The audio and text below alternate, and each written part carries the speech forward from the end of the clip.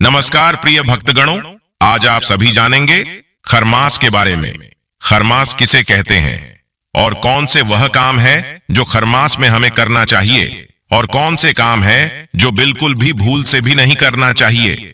प्रिय भक्तगणों, इस बार 15 दिसंबर को रात 10:19 पर सूर्य वृश्चिक से निकलकर गुरु की राशि धनु में प्रवेश करेंगे।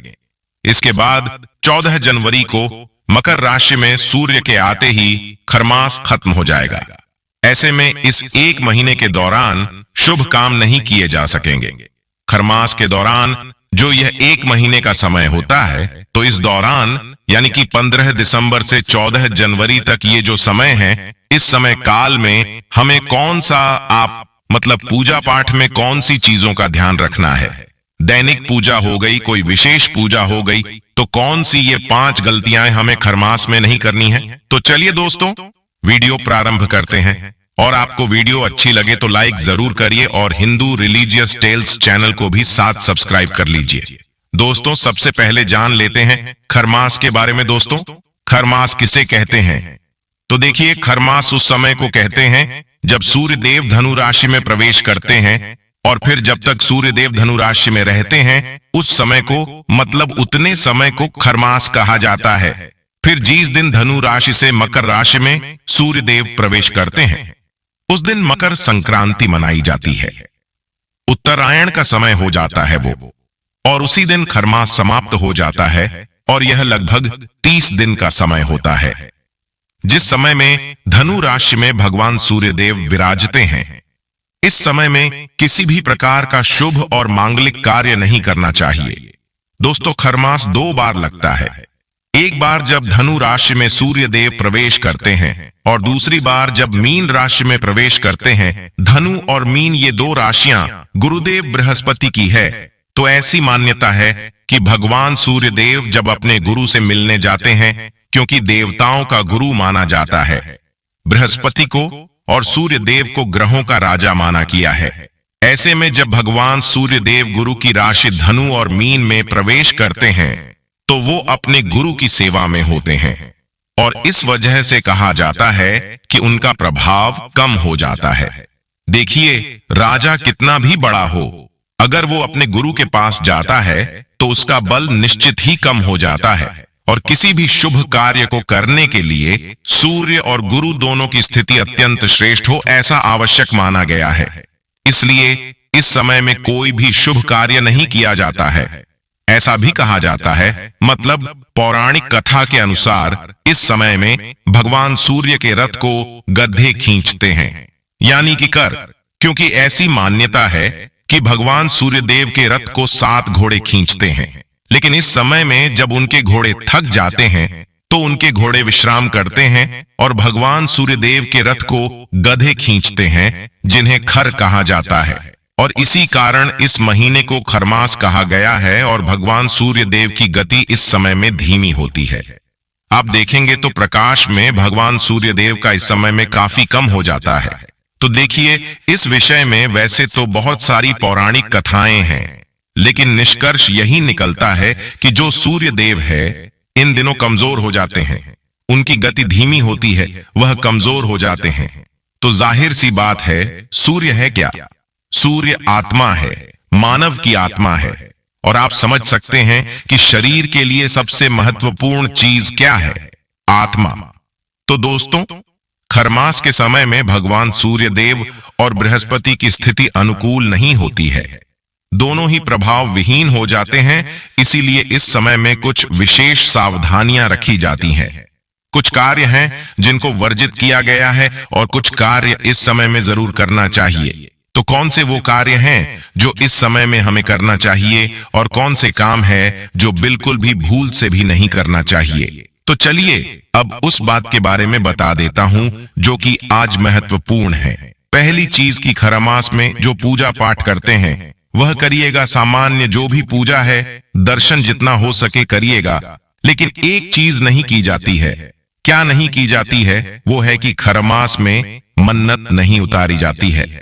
खरमास में मन्नत जैसे कोई भी मन्नत हो सकती है, छोटी सी बात मैं कह रहा हूं कि जैसे मान लीजिए कि हमने कोई मन्नत किया है कि हम ये चीज हमारी पूरी हो जाएगी, तो हम मिठाई चढ़ाएंगे या साड़ी चढ़ाएंगे, चुनरी चढ़ाएंगे, कुछ भी मन्नत होती है, ठीक है, तो वो मन्नत नहीं उतारी जाती है। मतलब आपका काम अगर इन दिनों हो भी जाए ना, तो खरमास खत्म होने का इंतजार करिए, तब वो पूजा करके मन्नत उतारिएगा। तो पहली तो ये चीज आप लोगों को ध्यान देना है कि इन दिनों मन्नत नहीं उतारना है। काम पूरा हो गया है तो आप मकर संक्रांति के बाद जो है अपनी मन्नत उतार लीजिएगा, ये चीज ध्यान रखेगा। दोस्तों देखिए, खरमास के समय में विवाह, सगाई या फिर शादी या सगाई से जुड़ा हुआ कोई भी कार्य इस समय में नहीं करना चाहिए, शुभ नहीं माना जाता। कहा जाता है कि इस समय में अगर कोई भी सगाई या फिर शादी करता है तो ऐसे दंपतियों को कई प्रकार की परेशानियां, कई प्रकार की समस्याओं का सामना करना पड़ता है, या फिर यूं कहें तो इस समय में अगर विवाह किया जाता है तो ऐसे दंपतियों को वैवाहिक सुख नहीं मिलता। इसलिए शास्त्रों में इस कार्य को खरमास में निषिद्ध माना गया है। खरमास के समय में बच्चों का मुंडन भी नहीं करवाना चाहिए। जनेऊ या फिर कोई भी अन्य जैसे कि शुभ संस्कार होते हैं वो इस समय में नहीं किए जाते हैं। अगर आप कोई भी कार्य शुरू करना चाहते हैं, व्यापार शुरू करना चाहते हैं, कोई दुकान खोलना चाहते हैं, कोई नया व्यापार करना चाहते हैं, इस समय में प्रारंभ मत कीजिए, क्योंकि ऐसा करने से सफलता के रास्ते में बाधा आती है और नए कार्य में फिर काफी आपको उस कार्य में सफलता के लिए संघर्ष करना पड़ेगा। इसलिए यह 1 महीने का जो खरमास का समय होता है, इसे आप बीत जाने दीजिए, इसके बाद आप शुरू कर सकते हैं। और हाँ, खरमास के समय में नए घर में प्रवेश नहीं करना चाहिए। मतलब अगर आपने कोई घर बनवाया है तो गृह प्रवेश इस समय में नहीं करना चाहिए। अगर आप कोई घर बनवाना चाहते हैं तो नींव की खुदाई नियम का पूजन भी इस समय में नहीं किया जाता है। लेकिन हाँ, अगर आपका घर पहले से ही बन रहा है, जैसे कि काम घर में चल रहा है, तो ऐसे में आपका काम उसी प्रकार से चलता रहेगा, फिर आप बीच में नहीं रोकते हैं। लेकिन अगर आप अभी शुरू करना चाहते हैं, नींव पूजन करवाना चाहते हैं या मकान का कार्य प्रारंभ करवाना चाहते हैं, तो खरमास में मत कीजिए। खरमास बीत जाए उसके बाद कीजिएगा, और इस समय में गृह प्रवेश नहीं करना है। तो बहुत सारे लोगों के प्रश्न आते हैं कि हम रेंट पर रहते हैं, किराए के मकान में, तो क्या हम बदल सकते हैं? घर देखिए, आप किराए के घर में भी रहते हैं तो घर तो आप जब किराया देकर भी रहेंगे तो घर तो आपका ही माना जाएगा। मतलब उस स्थान पर आपको रहना है, परिवार सहित रहना है। देखिए, जब हम कहीं रहते हैं, जीतने समय भी रहते हैं, उस समय के सुख दुख जो भी परेशानियां हैं वो आपको ही झेलनी पड़ेंगी। तो घर चाहे किराए का आप ले रहे हो, लेकिन उस मकान में जब आप रहेंगे तो जो परेशानी आएगी वो आपको आएगी, मकान मालिक को नहीं आएगी। तो इस बात का ध्यान रखिए, घर आप पहले ही बदल लीजिए या फिर मकर संक्रांति के बाद बदल लिए। और इसी से जुड़ा एक और प्रश्न आता है कि घर हमें बीच में ही बदलना है, क्योंकि हमारा जब मंथ कंप्लीट होता है तो तभी हम अपना घर बदलते हैं, और इसी बीच में हमें घर बदलना ही पड़ेगा। तब हमें क्या करना चाहिए? तब देखिए, अगर आपने पहले से घर देख लिया है, आपको कहां जाकर रहना है, तो आप क्या कीजिए कि खरमास प्रारंभ होने से पहले अपने घर की कुछ सामग्री, मतलब कुछ कपड़े लत्ते, कुछ सामग्री, कुछ सामान अपना वहां पर ले जाकर खरमास शुरू होने से पहले रख दीजिए। ले जाकर अपना ताला लगा दीजिए, फिर वो घर आपका हो जाएगा। फिर आप बीच में कभी भी बदल सकते हैं, कोई दिक्कत नहीं है। एक और प्रश्न जो आप लोगों का हमेशा आता है कि क्या खरमास के समय में हम अपने मायके से ससुराल और ससुराल से मायके जा सकते हैं? देखिए, बिल्कुल जा सकते हैं। अगर बहुत जरूरी हो तो, मतलब अगर आप पहले से कई बार आ जा चुके हैं तो बिल्कुल जा सकते हैं।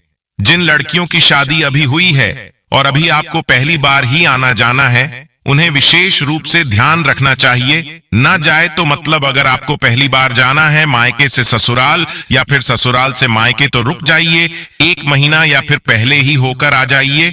लेकिन अगर आप हमेशा आते जाते हैं तो फिर ऐसा कोई नियम बंधन नहीं होता है। वैसे प्रयास करना चाहिए कि स्थान परिवर्तन बेवजह ना करें इस समय में, लेकिन फिर भी जाना पड़ जाए तो बिल्कुल जा सकते हैं। एक और प्रश्न आता है कि क्या इस समय में हम नए कपड़े खरीद सकते हैं? देखिए, बिल्कुल खरीद सकते हैं। मतलब ये सर्दियों का समय होता है, इस समय में ये सभी चीजें इसी समय खरीदी जाती है, तो बिल्कुल आप खरीद सकते हैं। हाँ, एक चीज का ध्यान रखा जाता है कि अगर विवाह के लिए कपड़े खरीदे जा रहे हो, जैसे कि किसी की शादी है, तो शादी के लिए जो कपड़े खरीदे जाते हैं, जैसे कि दुल्हन का जोड़ा या फिर दूल्हे का जोड़ा, तो उनके लिए कोशिश करना चाहिए कि इस समय में, खरमास के समय में, शादी के पर्पज से कपड़े ना खरीदे जाएं। लेकिन हाँ, अगर बहुत जरूरी हो, जैसे कि कई बार क्या होता है कि खरमास समाप्त हुआ और 1-2 दिन के भीतर ही शादी होती है, तो ऐसे में शादी की सारी तैयारियां इसी बीच में की जाती है, तो अगर आवश्यक है तो बिल्कुल खरीदा जा सकता है। देखिए, ये समय इतना अशुभ नहीं होता है। क्या होता है कि इस समय में प्रयास करना चाहिए कि हम बेवजह कोई ऐसा कार्य न करें जिससे कि हमारे जीवन में किसी प्रकार की परेशानी आए, क्योंकि 2 बड़े ग्रह गुरु और सूर्य एक तरीके से अस्त की अवस्था में होते हैं, प्रभाव विहीन होते हैं, तो कहीं ना कहीं शुभता में कमी आ जाती है। और इसलिए खरमास के समय में विशेष रूप से भगवान सूर्य देव की पूजा की जाती है। सूर्य को जल देना है इस समय में अत्यंत आवश्यक हो जाता है। अगर आप नियमित नहीं भी देते हैं तो खरमास के समय में भगवान सूर्य देव की पूजा सुबह उठकर जरूर कीजिए। प्रयास कीजिए कि सुबह उठकर भगवान सूर्य के दर्शन करें। गुरुदेव बृहस्पति की पूजा इस समय में आवश्यक मानी जाती है। ऐसा कहा जाता है कि इस समय में, मतलब खरमास के समय में, भगवान सूर्य और बृहस्पति की पूजा करने से जीवन में सुख, समृद्धि, सफलता, संतान, सुख की प्राप्ति, विवाह, सुख की प्राप्ति, हर प्रकार के सुख की प्राप्ति की कामना पूर्ण हो जाती है। और इसलिए इस समय में गुरु के मंत्रों का जाप करना चाहिए, भगवान सूर्य देव के मंत्रों का जप करना चाहिए, आदित्य हृदय स्तोत्र का पाठ करना चाहिए, गुरु की, ब्राह्मण की, सन्यासियों की सेवा करनी चाहिए, गाय की सेवा करनी चाहिए। इस समय में पवित्र नदियों में स्नान करने का विशेष महत्व होता है। कहा जाता है कि अगर इस समय में किसी तीर्थ पर जाते हैं आप या किसी पवित्र नदी में स्नान करते हैं तो उसका फल कई गुना प्राप्त होता है।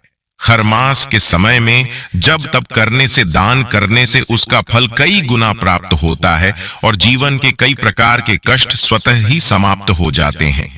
अगर किसी भी प्रकार से गुरु बृहस्पति पीड़ित है आपकी जन्म कुंडली में, तो ऐसी अवस्था में केले के पौधे में आपको जल देना चाहिए।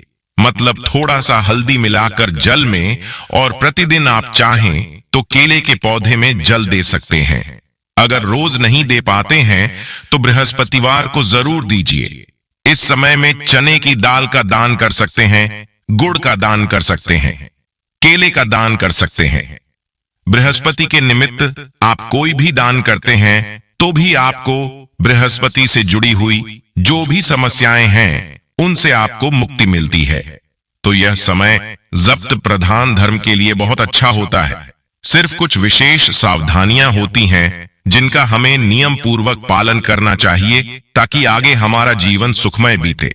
और अब बात करें कि खरमास प्रारंभ कब से होगा, समाप्त कब हो रहा है, तो देखिए 15 दिसंबर 2024 को रात 10:19 पर खरमास प्रारंभ होगा और 14 जनवरी 2025 को खरमास का समापन है। उसी दिन मकर संक्रांति मनाई जाएगी और फिर उसी दिन से सभी शुभ और मांगलिक कार्य प्रारंभ हो जाते हैं। तो ये कुल 30 दिन का लगभग समय होगा जिस समय में आपको सावधानी रखनी है। अब बहुत सारे भक्तों के प्रश्न आते हैं कि क्या इस समय में हम कोई व्रत प्रारंभ कर सकते हैं? नहीं, देखिए, खरमास में कोई नया व्रत प्रारंभ नहीं करना चाहिए, लेकिन अगर आप पहले से व्रत कर रहे हैं, बिल्कुल आप उस व्रत को कर सकते हैं। क्या उद्यापन कर सकते हैं? देखिए, खरमास के समय में अगर आप व्रत का उद्यापन ना करें तो ज्यादा श्रेष्ठ होगा। चाहे आप कोई सा भी व्रत कर रहे हैं, 16 सोमवार कर रहे हो या फिर 16 बृहस्पतिवार कर रहे हो या फिर अपने गिनती के अनुसार कोई व्रत करना है, तो भी 1-2 व्रत अधिक कर लीजिए। मतलब मकर संक्रांति जब तक है तब तक आप जितने भी व्रत बीच में आ रहे हैं कर लीजिए, और फिर मकर संक्रांति के बाद आप अपने व्रत का उद्यापन कर लीजिएगा। तो इस समय में कोई भी नया व्रत प्रारंभ मत कीजिए, किसी भी व्रत का उद्यापन मत कीजिए। पूजा पाठ सब कुछ आप कर सकते हैं, व्रत भी कर सकते हैं। मतलब जो पहले से व्रत कर रहे हैं उन सभी व्रतों को उसी प्रकार कंटिन्यू रख सकते हैं, लेकिन उद्यापन मत कीजिए। तो खरमास का यह समय कुल 30 दिन का है। इस समय में कुछ विशेष बातें जिनका ध्यान आपको जरूर रखना चाहिए, वो सारी जानकारी मैं आपको इस वीडियो में दे चुका हूं। इसके अलावा भी अगर आपका कोई प्रश्न हो तो कमेंट बॉक्स में आप लोग लिख सकते हैं। और अगर आपको वीडियो अच्छी लगी हो तो वीडियो को लाइक करने के साथ ही ज्यादा से ज्यादा इस वीडियो को अपने दोस्तों के साथ शेयर कीजिए। जय श्री राम, हर हर महादेव।